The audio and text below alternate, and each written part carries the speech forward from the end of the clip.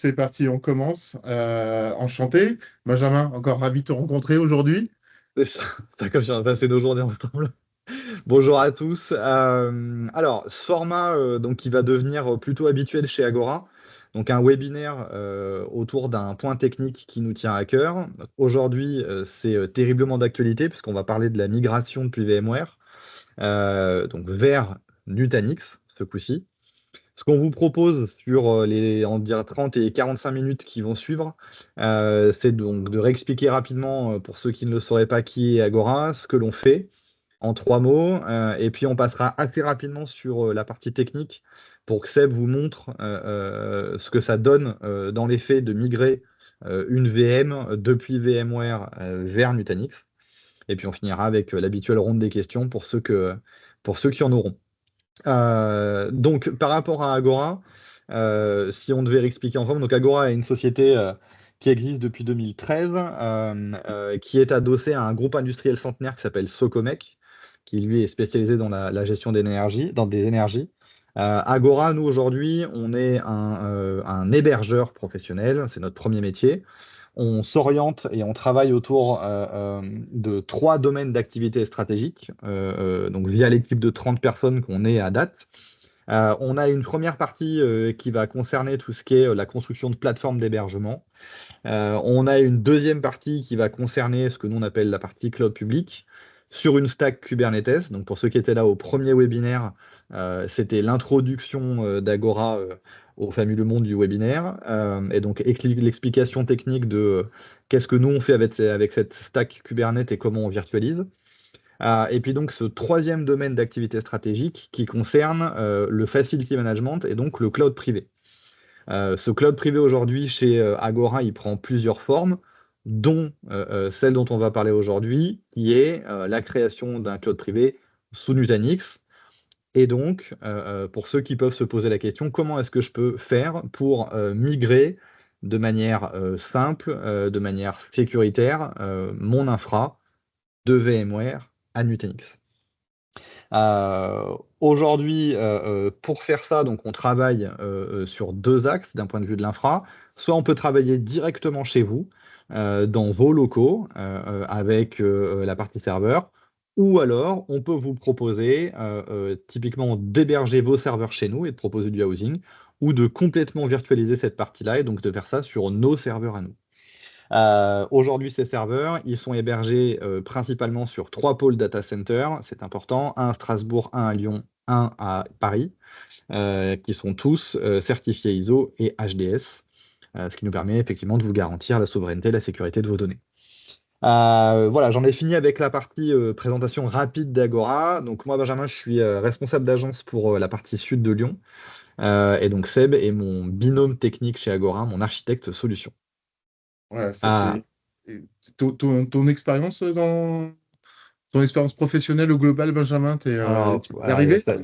je suis tout neuf. Non, alors j'ai découvert le monde enfin l'univers informatique, l'infra, depuis à peu près 6 mois maintenant. J'étais dans la sécurité avant.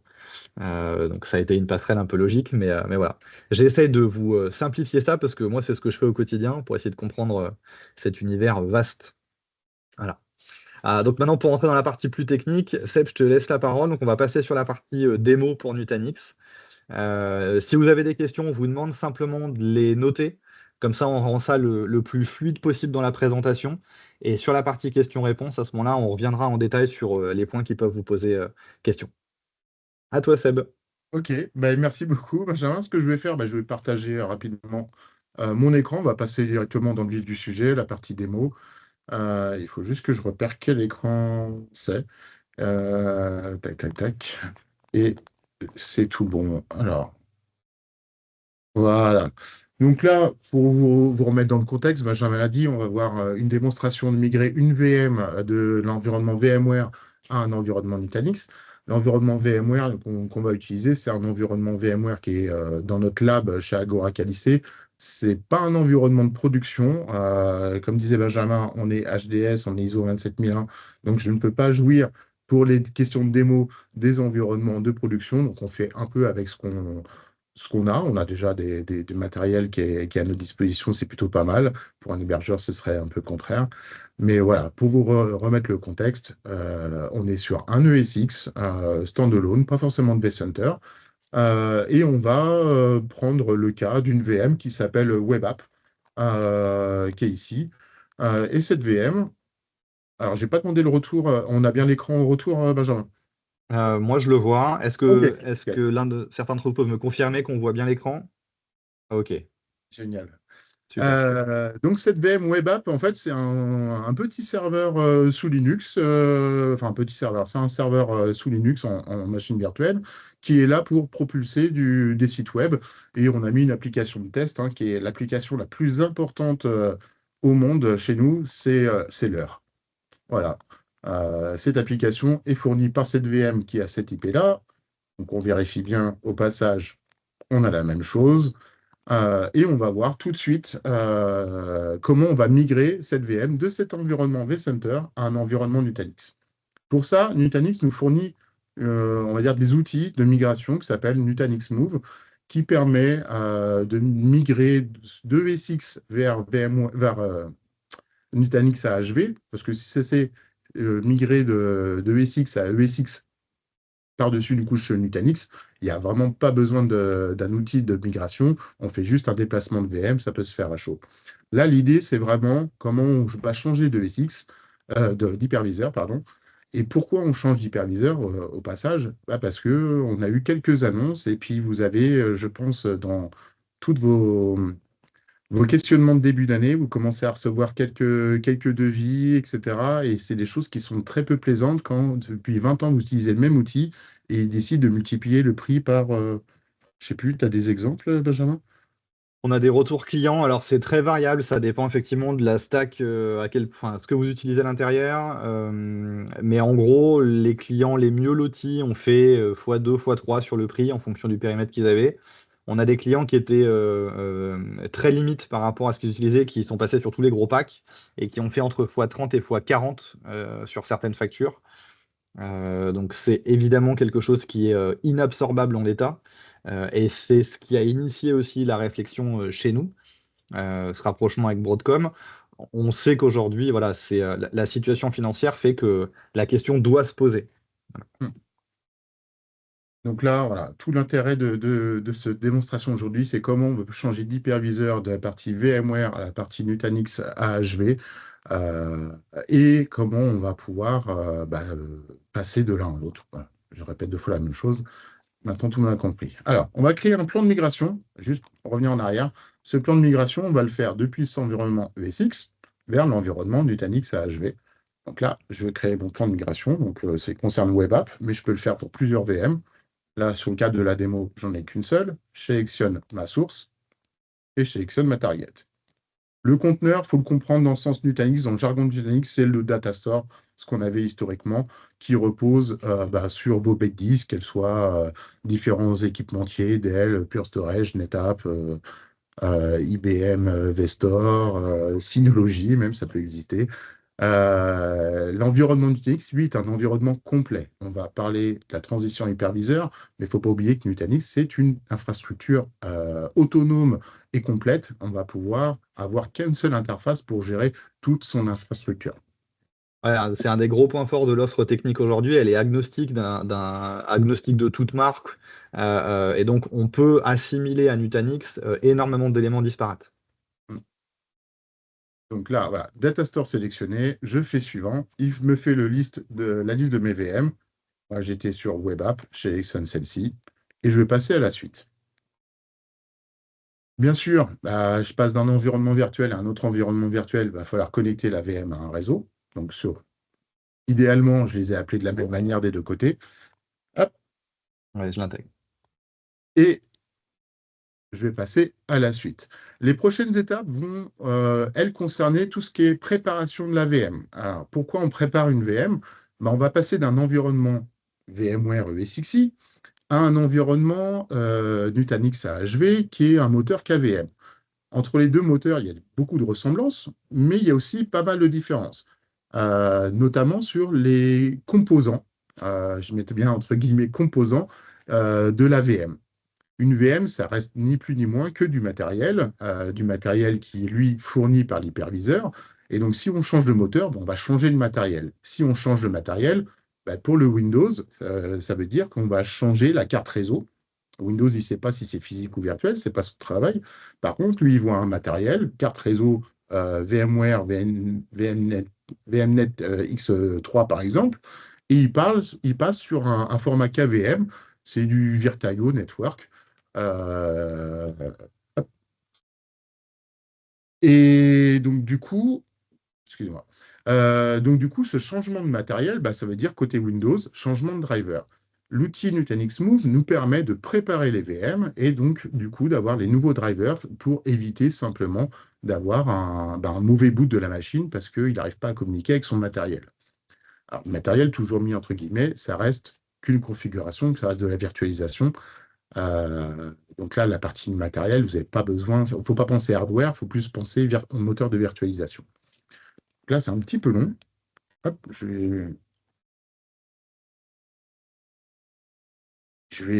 on va patienter. C'est la partie longue de la démonstration. J'espère que c'est la seule bonne Aldi de la démo ce matin. Alors, hop, ceux qui me connaissent, j'ai pas un caractère assez patient. On va essayer à côté. Hop, je reviens. Hop, et on y passe.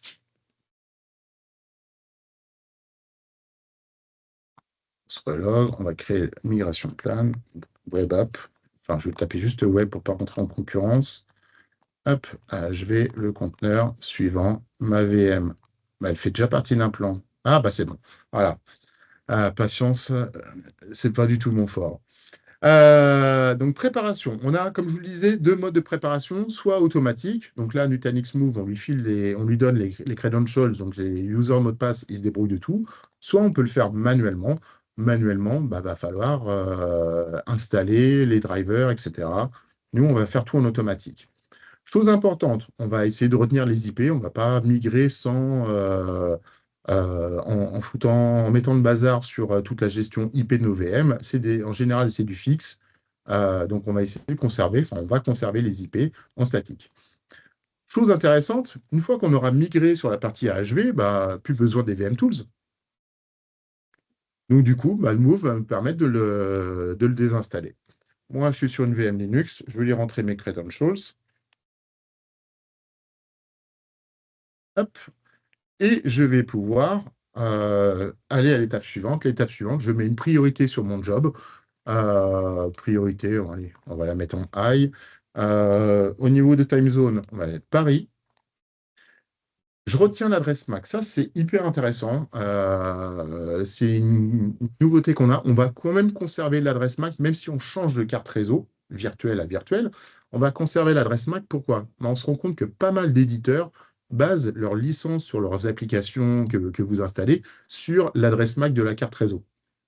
Donc, si on change d'adresse MAC, ben, vous avez votre VM qui va être migrée, etc. Tout va bien. Et votre application qui va dire, ah, vous n'êtes pas licencié. Et donc, il va falloir appeler d'urgence l'éditeur en question pour rejouer une licence.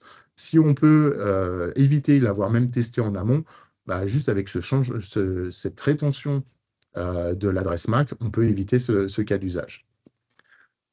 Petit dernier réglage, on va pouvoir modifier la configuration de la VM target ou simplement retenir comme c'est à la source. Nous, on va retenir comme c'est à la source.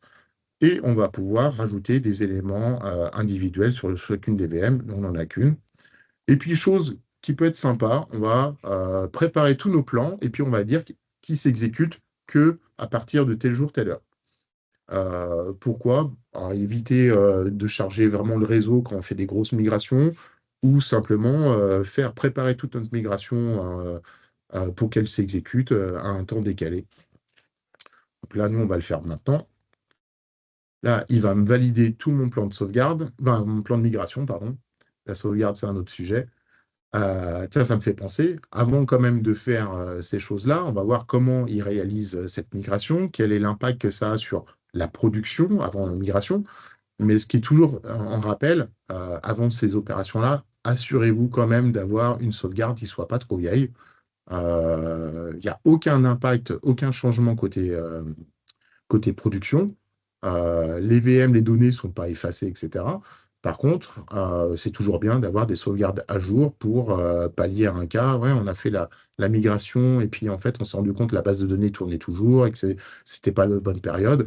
On n'a que des informations fragmentaires. Bah là, on va pouvoir rejouer tranquillement sans avoir ces effets de bord.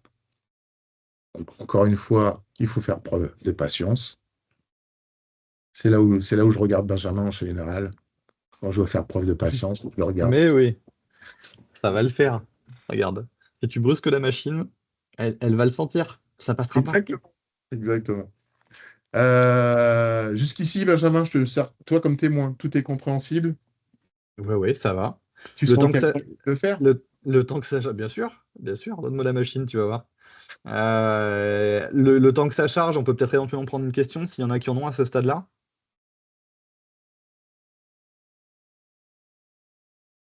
Non, c'est que c'est hyper clair. Parfait. Soit dans le chat, soit directement dans les questions Q&R. Vous avez le choix. Et non, pas de questions. Très bien. Alors du coup, à moi d'en poser. Est-ce que parmi vous, déjà, des utilisateurs ou des gens qui sont en réflexion autour de la technologie Nutanix? Non, les gens viennent voir par curiosité. Voilà, ça avance. Validation des mots de passe. Si je ne me suis pas trompé, ça devrait bientôt être parti pour envoyer les données. Voilà. Et donc là, bah, on va pouvoir faire Start. Et c'est parti. Alors, vous me direz, là, on a pris une machine Linux. On va voir combien de temps ça nous prend. Combien de temps pas spécialement curiosité. Ouais. Ça Bah, marche, Emmanuel. j'espère que ça sera satisfait. Donc, on va voir combien de temps nous prend cette petite VM, hein. Elle n'est pas énorme, hein. C'est un petit Linux, c'est 3 Go. C'était vraiment optimisé pour la démo. Des VM plus grosses, il n'y a aucun souci non plus. Non, il ne fait pas 3 gigas, il fait 18, je crois, de mémoire. Mais il a déjà envoyé voilà, 5 gigas de données. Alors, techniquement, comment il le fait? C'est ça qui est plus intéressant. Et on va retourner côté VMware. Nutanix, enfin, le Move, va discuter avec la VM. Hop, si je fais un actualisé, ce sera peut-être mieux. Tac, tac, tac. Donc, Nutanix va discuter avec VMware pour lui dire, fais un snapshot de la VM. Et pendant que tu as ce snapshot, moi, je vais envoyer les données. Donc, ces données, elles vont être transitées directement de l'ESX vers la partie, comment dire, vers la partie Nutanix, juste pour la partie stockage de données dans un premier temps. Donc là, si je vais dans Action Snapshot, Manage Snapshot, bah, ça a déjà été fini d'ailleurs. Hop. On a une question sur le chat. Niro100 qui souhaite savoir quel est l'avantage de Nutanix par rapport à Proxmox. Alors, Proxmox, c'est un hyperviseur qui est sur une base KVM, donc la même base matérielle, enfin, non, pardon, la même base logicielle. C'est de l'open source à la base, hein, KVM. Simplement, bah, les deux sont gratuits. Proxmox ne fournira que du support autour de KVM et autour de de composants autres logiciels pour le stockage, comme Ceph. Arthur va être plus à l'aise que moi sur ces sujets-là. Arthur Meyer, qui est notre lead ingénieur sur la partie projet Super Phoenix. On parlera un peu après de Super Phoenix. Euh, le gros avantage de Proxmox, c'est, on va dire, sa simplicité d'accès budgétaire. À part le support que fournit une boîte autrichienne de mémoire, vous n'avez rien. Mais à part ça, on va être aussi limité sur un écosystème. Quand je pense à écosystème, bah, je pense à tout ce qui va être certification des applications Microsoft. Je ne crois pas que Microsoft ait tamponné, on va dire ça comme ça, son application Exchange ou SharePoint, par exemple, sur un environnement KVM Proxmox. Par contre, ils l'ont fait sur un environnement AHV. Donc tout le support éditeur, on a plus facilement accès quand on fait d'éditeur à éditeur, VMware, Nutanix, plutôt qu'à des solutions qui sont open source. Ça ne veut pas dire qu'elles ne marchent pas, ça veut dire simplement tout ce que vous ne dépensez pas en validation éditeur, en licence, quand il y en a besoin. Sur Nutanix et AHV, il n'y a pas de licence, par exemple, mais tout ce que vous ne dépensez pas là-dessus, bah, va falloir le dépenser en temps homme. C'est à peu près ce qu'on rencontre sur le marché. Alors, je reviens juste. Tac. Est-ce que ça répond à la question? Alors, des avantages, je peux en avoir plusieurs, mais là, j'ai juste un comparatif rapide. Tac. Oui, Alors, merci. je vais Ça regarder répond à la côté, question. côté Move. Donc là, il prépare la VM. Donc là, il a fait un premier snapshot et il est en train d'installer les drivers qu'il aura besoin une fois qu'il aura changé d'état, changé d'hyperviseur. Donc cette partie-là est préparée. Il est en train de préparer là où il va recevoir les données. Et une fois qu'il aura reçu les données, il va nous afficher une notion qui s'appelle cutover. On va voir ça juste après. Euh, Tac. Donc, je reviens à cette partie-là. J'ai toujours pas. Je vais juste surveiller côté VMware, en fait, le petit bandeau en bas qui me dit les tâches qui sont afférées à une VM. Hop, voilà. Voilà. Move va servir de pivot entre votre environnement vSphere ESX et l'environnement Nutanix. Ce pivot, il est vraiment là pour faire construire, migrer les données, faire le bypass de données. Donc, vous n'avez pas forcément besoin que votre environnement vSphere communique directement à la partie Nutanix. Par contre, on a besoin que Move soit, lui, le point pivot, donc il communique avec les deux environnements. Donc là, il me dit qu'il a commencé à faire des snapshots et qu'il est en train d'ouvrir le VMDK pour pouvoir le migrer. Alors, hop, je devrais avoir, voilà, Create Snapshot. Donc là, ça y est, j'ai commencé à avoir un snapshot et je vais pouvoir commencer à envoyer des données. Donc, Manage Snapshot. Donc voilà, j'ai un Move Snapshot 0, donc c'est le premier.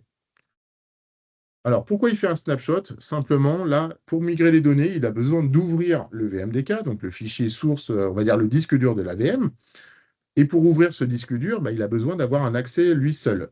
VMware permet de créer un second disque dur quand on fait un snapshot. Toutes les modifications arrivent sur ce second disque dur. Quand on supprime le snapshot, on consolide toutes les données dans le disque dur d'origine, donc dans le fichier VMDK. Donc là, Nutanix va s'appuyer simplement sur cette techno-là, va envoyer les données, donc déjà 644 mégas de transférés. Une fois qu'il sera arrivé à 99%, il va nous dire, bah, il va refaire un second snapshot et il va ravaler les nouvelles données. Et euh, il nous dira qu'on est ready to cutover. Quel est le process cutover? Je vais l'expliquer avant de le mettre en œuvre, parce que ça va aller très vite. Quand il aura synchronisé donc l'ensemble des données, il reprend des snapshots régulièrement, il synchronise les nouvelles données. Ma machine est toujours up, elle fournit toujours son service. Est-ce que j'ai bien toujours l'heure? Jusqu'ici, j'ai l'heure, pas de problème. Donc, l'application continue à fonctionner. Au moment du cutover, Move va demander à ESX d'arrêter la VM. Il va prendre un dernier snapshot qui va pouvoir synchroniser avec les données. Donc là, l'ensemble des données, vu que la machine ne sera plus en exécution.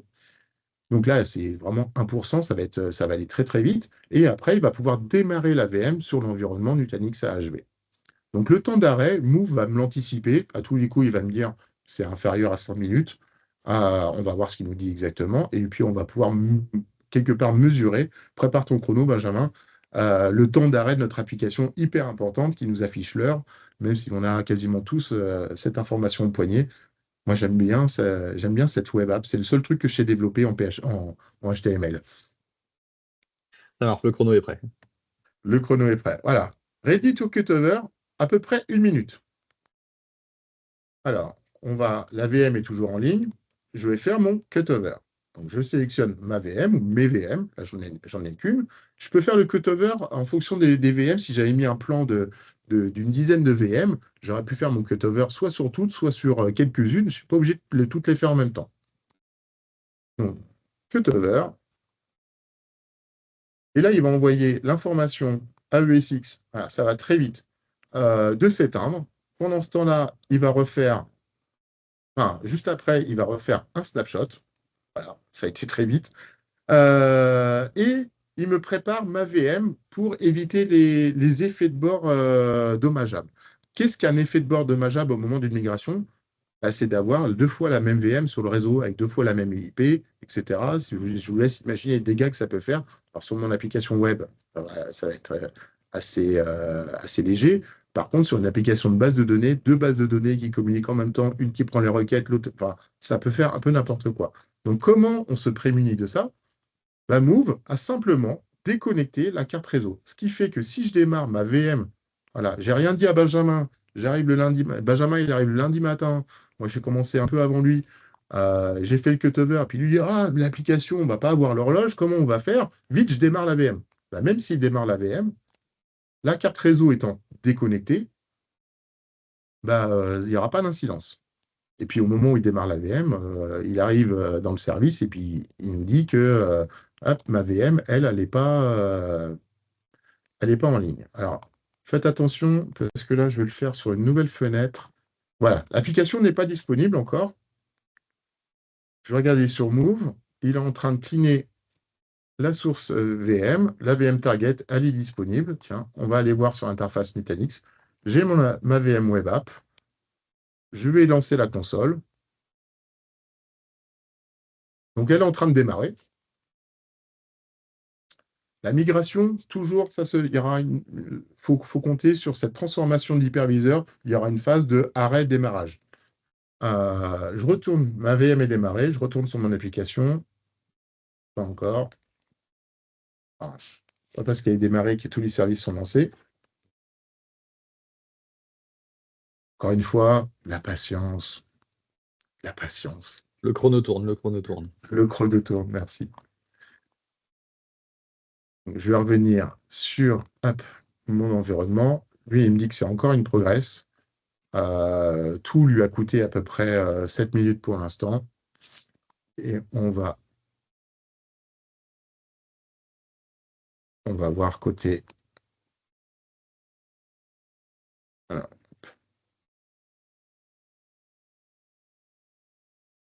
Et ben voilà. La patience, c'est vraiment pas mon fort, hein. J'ai plusieurs qualités, mais pas celle-ci. Donc, on a récupéré notre application. Combien de temps on a arrêté le service? 2 minutes 40. On a perdu 2 minutes 40. Qu'on ne rattrapera jamais. Non, Non. non. Par contre, à partir de là, on sait qu'on peut faire tourner de la VM sans avoir de coût hyperviseur. Donc, celui qui disait le temps, c'est de l'argent, bah là, quelque part, on a dépensé 2 minutes 40 pour économiser de l'argent. Plutôt sympa.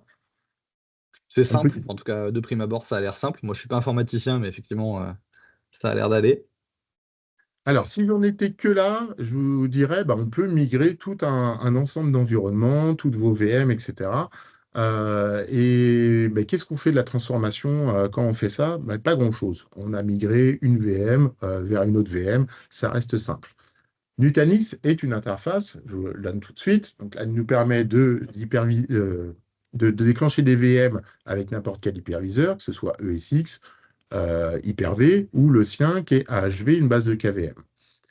Elle permet aussi d'avoir des services qui vont dépendre de l'hyperviseur, mais qui vont nous donner plus de services, des services qui vont rendre service. Notamment, je pense au service de fichiers qu'intègre Nutanix, qui s'appelle Nutanix Files, qui est dans la série des outils Nutanix Unified Storage, donc les services de données unifiés Nutanix.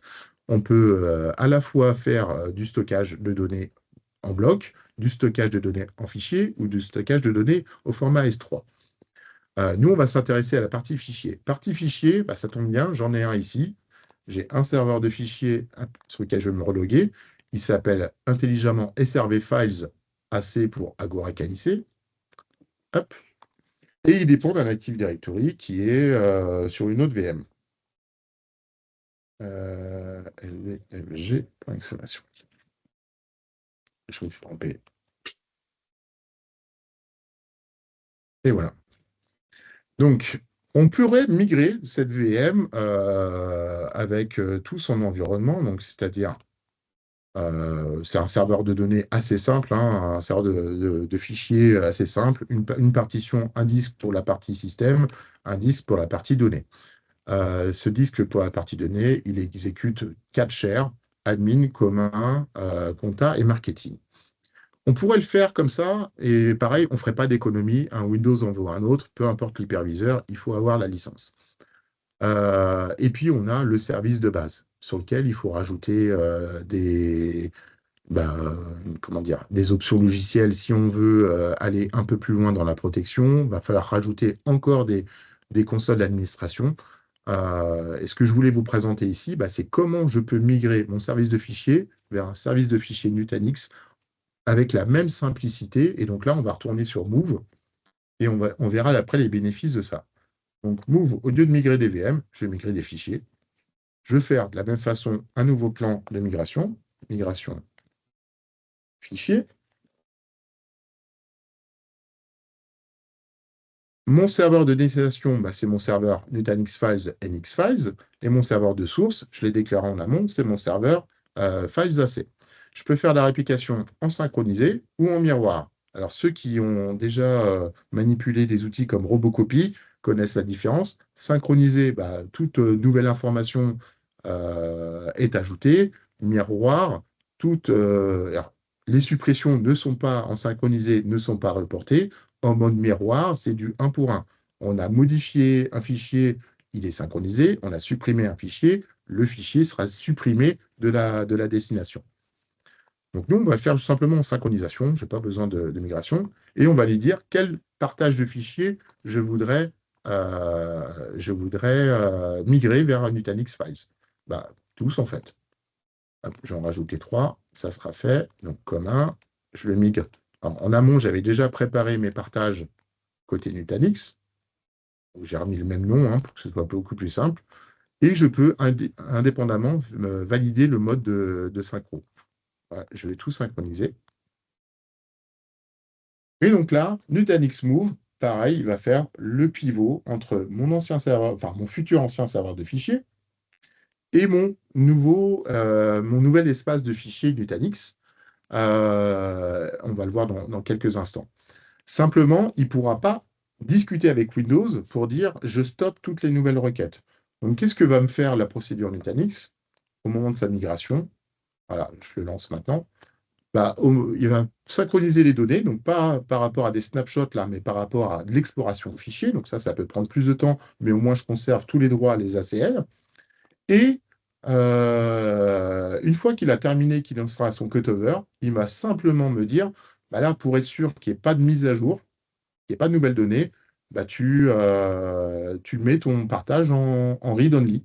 Comme ça, les utilisateurs qui peuvent toujours consulter les fichiers, tant que ce n'est pas migré, mais ils ne pourront pas les modifier. Pour les modifier, il va falloir attendre la nouvelle mise à jour. Donc là, c'est une progress. On va aller voir dans le détail.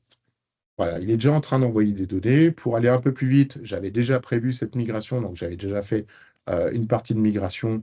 Donc les fichiers sont déjà présents sur l'interface. Les anciens fichiers sont déjà présents sur l'interface Nutanix Files. Là, il est en train de scanner pour voir ce qu'il doit copier. En attendant qu'il ait terminé, on va. Alors, je vais déplacer ça. Voilà, sur la compta, c'est déjà terminé. Je vais vous présenter l'interface rapidement Nutanix Files. On va voir comment ça se compose. Donc, Nutanix Files, ça reste ni plus ni moins qu'une VM mise en place automatiquement par Nutanix, avec tous les mécanismes de connexion à l'Active Directory pour récupérer les droits, pour que ça change il n'y a aucun changement côté utilisateur. Le seul changement qu'il y aura, on va le voir, c'est au niveau du point de montage. Donc cette partie-là me permet de centraliser, de voir dans une seule vue qu'est-ce que j'ai comme données. Voilà, ça se recharge tout seul. Est-ce que j'ai des demandes particulières sur mon stockage? Est-ce que j'ai de l'activité, etc. Là, je suis dans un environnement de démo. Je n'ai pas pu en simuler, mais c'est pas grave, ça reste la même chose. On a en temps réel sur l'interface web l'activité qu'il y a sur les dernières 24 heures. On peut aller plus loin sur les performances et aller remonter un peu plus loin sur la dernière semaine. Voilà ce qui s'est passé sur la dernière semaine, etc. Donc, moi, je reviens sur le dashboard. Et c'est depuis cette interface-là, surtout, qu'on va manager nos partages. Alors, les partages peuvent être sur un seul serveur Nutanix Files. Si pour des raisons, on va dire, d'isolation, j'ai besoin d'avoir un second ou un troisième serveur Nutanix Files dédié à une certaine population, je peux me le permettre. Donc là, on voit mes 4 partages. Je vais retourner vite fait à Move. Les 4 sont complets, ready pour cutover. Et ben, je vais déclencher le cutover. Attention, pour être sûr qu'on prend toutes les données, merci de mettre vos partages en read-only. Voilà, je retourne sur mon serveur de fichiers. Alors, je vais aller hop, gérer les partages, propriétés, sharing, et les permissions. Eh ben, je change tout ça. Alors, tout ce qui est change, voilà. Alors, les partages, ce n'est pas la sécurité, hein. Là, c'est vraiment la sécurité va aller un peu plus loin. Au niveau des partages, c'est la partie la plus simple. Je peux garder mon partage pour tout le monde et hop, et conserver tel qu'à l'identique la partie sécurité. Ça, on le verra après. Donc, permission, tac, read only. Et le dernier, marketing, sharing, advance, permission. Hop. Voilà, je n'ai le droit que de lecture. Je vais vérifier rapidement. Donc, localhost, admin par exemple. Alors, j'ai mis des PowerShell, tac, tac. Je veux copier-coller la donnée. Voilà, je ne peux pas, je n'ai droit que de la lecture. Donc là, je vais pouvoir déclencher mon cutover. Je confirme que je n'ai accès qu'en lecture. De la même façon, voilà, lui, il va déclencher son cutover. Et moi, charge à moi après de modifier les points de montage ou de modifier le nom de mon serveur files, par exemple. Donc, last cutover, last sync, voilà. Hop, ça arrive sur les autres. Alors, vous me direz, alors c'est très bien gentil, vous êtes gentil, Ben et Sébastien, mais pourquoi on mettrait notre serveur de fichiers sur Nutanix? Ben, on va rajouter de la sécurité. La sécurité, c'est déjà interdire un certain nombre d'exécutions ou d'enregistrements de fichiers. Je pense à une sécurité contre les ransomware. On ne va pas attendre d'avoir le ransomware qui va modifier les fichiers pour pouvoir jouer soit la restauration par snapshot, soit la restauration par le backup. On va pouvoir interdire l'exécution ou l'enregistrement de certaines extensions de fichiers. Ça, c'est déjà un premier point, c'est assez simple. Après, Nutanix va beaucoup plus loin, encore une fois, sur cet espace de fichiers. Ils ont un outil en ligne qui s'appelle DataLens. Lui va analyser tous les patterns et va pouvoir rajouter de la sécurité temps réel.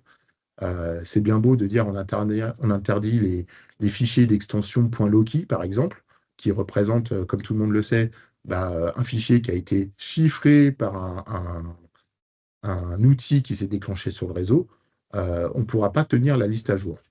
Nutanix DataLens, lui, va être capable de agir sur deux aspects, maintenir à jour une liste d'extensions de fichiers qui sont le résultat de fichiers chiffrés, et aussi ajouter par les patterns, par le comportement, en fait, ajouter de la sécurité en disant, là, je suis en train de modifier 10 000 fichiers en moins de 2 minutes, ça semble louche, on va pouvoir stopper ces exécutions parce qu'on a la vue complète à travers Nutanix Files. Hop, il est là. On a la vue complète de ce qui interagit, de ce qui est connecté, quels clients sont connectés, etc. Donc là, l'outil DataLens va amener beaucoup plus de choses. Nous, on n'a pas DataLens en démo, c'était juste une démo de migration, mais on va juste rajouter, on va bloquer, par exemple, l'exécution de points ben. Donc tout ce qui est C'est dur. étoile.ben. Voilà, et pour qui pas de jaloux, tout ce qui est étoile.seb et .nuts. Sinon, faut qu'on arrive à l'heure de l'apéro déjà. On n'est plus Euh, très loin. on n'est plus très loin. Pareil, rassure, la démo ne va pas durer longtemps. Donc là, au lieu de me connecter en local, je vais me connecter sur mon serveur elix-files.lab.ac. Ça tombe bien, ça ne marche pas. C'est parfait. Non, mais en fait, c'est pas l'extension, j'ai oublié un. Hop, C'est le Mimi, c'est voilà. marrant. Je tombe sur les mêmes fichiers et sur mon serveur de fichiers Nutanix. Vous voyez, hein, là, je suis en plus.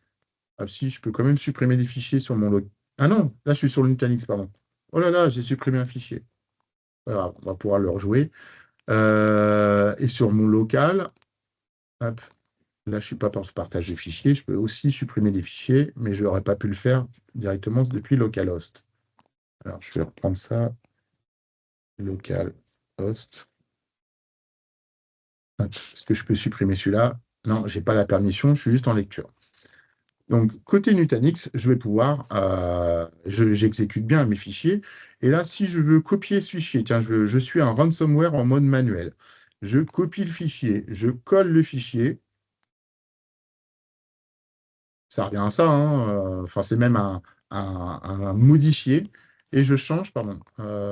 J'ai juste une vue sur mon interface. Inclus-moi les extensions, s'il te plaît. Voilà. Je change ce fichier-là, je vais le renommer. Alors, ma copie, rename, en point, en point seb. Oui, je vais enregistrer. Donc là, je suis en train de chiffrer les données, je les enregistre. Eh bien, je ne peux pas. Eh bien, je ne peux pas. Là, tout ce travail-là a été fait par Nutanix Files. Je bloque l'extension .ben ou .seb. Je ne pourrais pas enregistrer ces extensions. Imaginez-vous, il y avait à une époque plus de 200 extensions connues de chiffrement de ransomware. Et bien là, ils ne pourront pas, même si le logiciel s'exécute, il ne pourra pas déposer ces fichiers chiffrés. Donc, il n'aura aucun impact sur notre production. Il va falloir quand même l'identifier. Ça, sur les accès, on va pouvoir le voir. Il va falloir quand même le corriger, enfin, mettre une application curative. Qu'est-ce qu'on pourrait me rajouter comme option curative?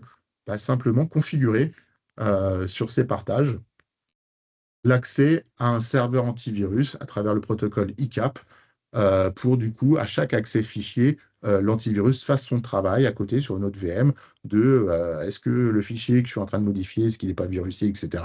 Et donc, je vais pouvoir rajouter ça. Donc, on a vraiment tous les bénéfices d'une vraie gestion de fichiers à travers Nutanix. Est-ce que ça vous plaît en réaction? Le temps que ça réagisse, on est quasiment au bout de la présentation. On voulait avec Sébastien insister sur un dernier point, parce que c'est vrai qu'on a beaucoup parlé de la partie logicielle. Évidemment qu'une migration, ça implique très souvent une partie matérielle. Aujourd'hui, à Agora, un business model aussi industriel, puisqu'on a nos serveurs dans les data centers. Dans l'hypothèse où vous souhaiteriez faire une bascule vers Nutanix, on est complètement capable de venir discuter avec vous aussi de la partie matérielle, de sa récupération, de sa valorisation, pour vous permettre de faire la bascule. Ça fait partie de cette partie facility management. La bascule vers Nutanix, elle a des enjeux logiciels forts. Elle a forcément aussi des enjeux matériels. Et l'accompagnement qu'on vous propose avec Sébastien et au-delà de ça avec Agora globalement, c'est pas seulement la partie logicielle, c'est tout l'environnement de migration. Et c'est un accompagnement qui va effectivement de A jusqu'à Z. On y inclut les supports, on inclut toute cette phase-là. On travaille avec vous sur tout ça. On est au bout de la présentation.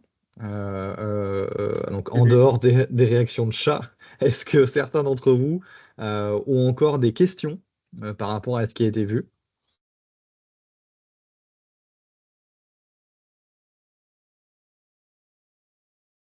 Alors, je ne suis pas un habitué de cette partie-là. Les questions, mettez-les par écrit. Je peux vous désactiver le micro individuellement. Euh, Est-ce que je peux désactiver, autoriser, non, plutôt autoriser les micros Oui, individuellement. autorise des micros, ce sera plus simple. Hop, allez, je vais autoriser à tout le monde. Heureusement, on n'est pas nombreux, parce que ça se fait à la main. Est-ce qu'il y a une procédure pour le faire pour tout le monde? Je ne vois pas. Merci Fabrice, merci d'être là. Ouais, j'avais pas vu. Hop, voilà. Alors évidemment, le webinaire sera visible en replay pour ceux qui souhaiteraient éventuellement le regarder avec des collègues qui ne pouvaient pas être là ou le diffuser. On se tient évidemment à votre disposition avec Seb et avec le reste de l'équipe. Au-delà du webinaire, sur un rendez-vous pour en discuter de manière plus approfondie, plus personnalisée, parce que vous avez tous et toutes des cas de figure différents dans cette approche-là. Donc n'hésitez pas à nous solliciter. On se laisse encore 1 ou 2 minutes pour voir si certains ont des questions. Et puis si ça n'est pas le cas, eh ben, on vous souhaite à tous un bon appétit et à une prochaine fois Euh, Alors, quels bonjour. sont les inconvénients de Nutanix? Alors, j'ai pas remis sur ma présentation. Je suis Sébastien Maliassem, je travaille dans l'informatique depuis de nombreuses années. Je suis tombé sur Nutanix en tant que client final responsable d'infra il y a 10 ans maintenant. Euh, J'en ai pas trouvé d'inconvénients. Ça a été pour moi avec quelques produits comme ça où on vous promet la lune et puis en fait je suis allé beaucoup plus loin, notamment je voulais vraiment vous faire cette démo sur Files. Outre la migration, c'est un outil que je trouve génial pour la gestion des fichiers. Tout est fait dans cette simplicité et dans cette performance à côté du Nutanix. Maintenant, l'inconvénient, il peut être, si, il peut être commercial, mais Il est. il sera pas J'allais. une J'allais y infrastructure venir. classique. On parlait de tout à l'heure, on parlait de Proxmox et on parlait de l'open source. C'est un sujet qu'on connaît bien parce que ça fait partie aussi des valeurs d'Agora que de pousser des solutions open source. C'est le cas du projet Superphénix qu'on a évoqué un peu plus tôt, qui est sur une base Kubernetes. Aujourd'hui, le seul vrai inconvénient de Nutanix, c'est qu'il n'est pas 100% gratuit parce que c'est pas une solution open source à proprement parler. Ça reste une solution éditeur. Maintenant, par rapport au business model de VMware, c'est beaucoup plus abordable. C'est un spectre de gestion et de compétences qui est beaucoup plus large aussi. Et donc, même en admettant qu'on y mette le même prix, on est capable de faire beaucoup plus de choses que ce qu'on ferait avec un VMware. Et puis, ça a le bénéfice qui est resté sur la partie financière aussi de sortir de ce business model-là, parce que bon, là, on a une première salve avec Broadcom. Il n'y a rien qui les empêche potentiellement de continuer à faire de l'escalade dans les années qui viennent ou de rendre payants des choses qui aujourd'hui ne le sont pas, puisque ça a l'air d'être leur volonté. Donc aujourd'hui, d'un point de vue matériel, dans les quelques projets qu'on a montés dans l'expérience de Seb, d'un point de vue purement gestion matérielle, il n'y a pas tellement d'inconvénients en dehors du fait de devoir s'habituer à une nouvelle interface, à un nouveau logiciel. Et pour ça, on est là. C'est-à-dire que la promesse d'Agora dans cette migration, elle est aussi dans l'accompagnement et dans le transfert de compétences. On n'a pas vocation à vous laisser captif d'un système sur lequel vous auriez aucune maîtrise. Ça fait partie du deal qu'on a avec vous quand on travaille sur ces projets-là. Par contre, oui, ça n'est pas une solution gratuite. Donc l'inconvénient, il pourrait être là, mais bon, il y a d'autres solutions, et même dans tous les cas de cause, on parle de VMware. L'inconvénient financier VMware, là, il nous est tous tombé dessus, même pour nous en tant qu'hébergeurs et fournisseurs de VM dans le cloud. Après, il y a toujours l'inconvénient aussi qui peut être matériel. Là, Nutanix va ramener aussi de la simplicité. Vous n'avez plus à vous jeter, vous n'avez plus à maintenir, vous n'avez plus à vous former sur telle ou telle technologie de B-Disk. Le seul outil pour toute votre infrastructure, c'est Nutanix. Là-dessus, on dispose de toutes les certifications, les compétences, l'accompagnement, l'expérience.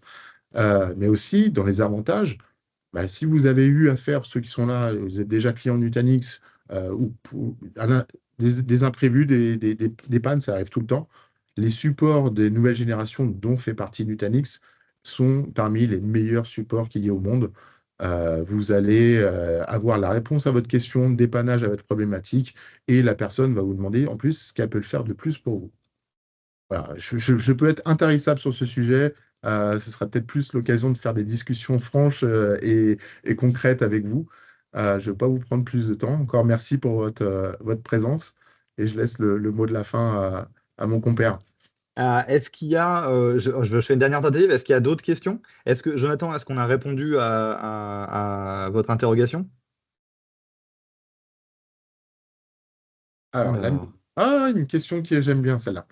Migration de super. SimpliVity vers en VMware. SimpliVity, c'est une solution d'hyperconvergence aussi, qui s'appuie soit sur VMware, soit sur ESX. Oui, en fait, elle se fait avec Move, aussi facilement. Est-ce que ça répond à la question, Frédéric? Après, il ne faut Autonome. pas hésiter, Frédéric, ça n'engage à rien, mais si vous souhaitez qu'on fasse une démo un peu plus poussée, n'hésitez pas à nous solliciter en parallèle et on calera une rencontre pour essayer de simuler ça avec vous sans aucun souci. Bon, bah écoutez, si on a fait le tour des questions, Juste un dernière petite aparté pour les clients qui seraient déjà équipés de Nutanix sous VMware, ce qui était mon cas il y a 10 ans. Nutanix permet cette conversion sans passer par Move. Vous avez un clic à faire dans votre interface, alors sous réserve de ressources suffisantes, et il vous convertit tout votre cluster avec de l'hyperviseur ESX vers l'hyperviseur Nutanix AHV. Ça aussi, ça fait partie des choses. Quel est le fournisseur qui vous permet de changer complètement d'OS comme ça en un clic? Là, je m'apprête à faire une opération chez un client semaine prochaine. J'ai prévu mon cas avec le support. En fait, même là, l'opération, elle est complètement bénigne, à chaud, pas d'interruption de service. On n'a pas parlé des mises à jour, etc. Mais il y a vraiment énormément d'avantages de faire Nutanix et encore plus sur l'accompagnement personnalisé de le faire avec Agora Calicé. Merci à tous. On va tous vous laisser aller manger. Il est l'heure. On a un peu débordé. Merci à tous de votre présence. Donc n'hésitez pas, le replay sera disponible là, rapidement si vous souhaitez le diffuser, si vous souhaitez le revoir.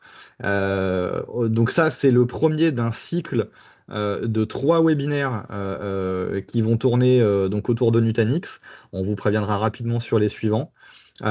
Si ponctuellement vous avez l'envie, le besoin d'aborder un sujet en particulier, n'hésitez pas à nous écrire aussi. Ça peut être une manière pour nous parce que vous ne serez sûrement pas les seuls à poser la question. Et donc éventuellement de vous proposer un nouveau format plus personnalisé avec une question plus orientée. Merci à tous, on vous souhaite un bon appétit et puis à bientôt. Bon appétit. Au revoir tout le monde. Au revoir.